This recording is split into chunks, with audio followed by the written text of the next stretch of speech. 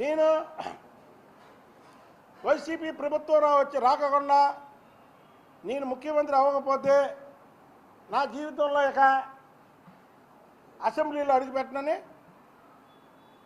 ఎందుకు జగన్మోహన్ రెడ్డి ఇంకా 2 రోజులు ఉందనగా ఎందుకు ఇంకా ప్రజల్ని అలా తెలుగుదేశం పార్టీ కేటర్ని ఆత్మస్థైర్యాన్ని ఆఖరికి ఓటు వేసిన ప్రతి ఒక్కరి ఆత్మస్థైర్యాన్ని దెబ్బతీయడం కోసమే ఈ ఆరామస్థాన్ సర్వే.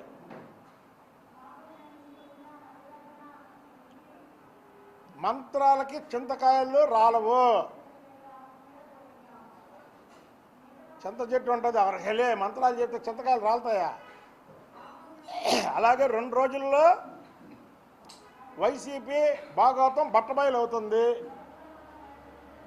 మీరు ఈ క్రిమినల్ ఆలోచనతో మీ ప్రజల వద్ద డబ్బులు లాక్కోవడానికి ఒక పక్క, ఇంకొక పక్క ఏమో ఏజెంట్లని, కౌంటింగ్ ఏజెంట్లని ఆత్మస్థైర్యాన్ని దెబ్బ కొట్టడం కోసమో లేదా అక్కడ ఉన్నటువంటి అధికారులని బెదిరించడం కోసమో ఈ పని చేయడం అనేది కరెక్ట్ కాదు.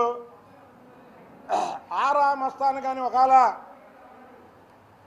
నేను ఇసిన ఛాలెంజ్కి ఆయన ఒప్పుకోకపోతే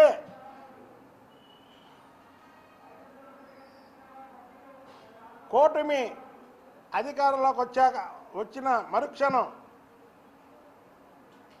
ప్రజలకి క్షమాపణ చెప్పడమే కాకుండా నీతో ఎవరైతే ఈ ఫేక్ చెప్పించారో వాళ్ళ పేర్లు బయట పెట్టాలి. లేకపోతే ప్రజల ఆగ్రహానికి బలైపోతావు. వచ్చేది కూటమి 130 సీట్లు పైగా వస్తున్నాయి. మేము ఆ రోజే చెప్పాం. నేనే సర్వేలు చేయలేదు, ప్రజల నాడి తెలుసుకున్నాము.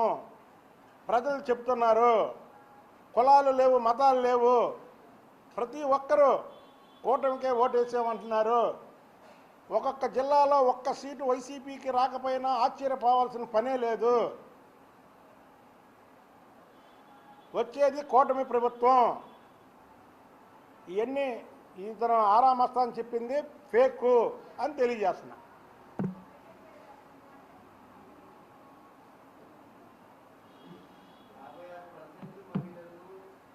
అసలు ఫేక్ అండి అది. అసలు అది చెప్పిందే ఫేక్.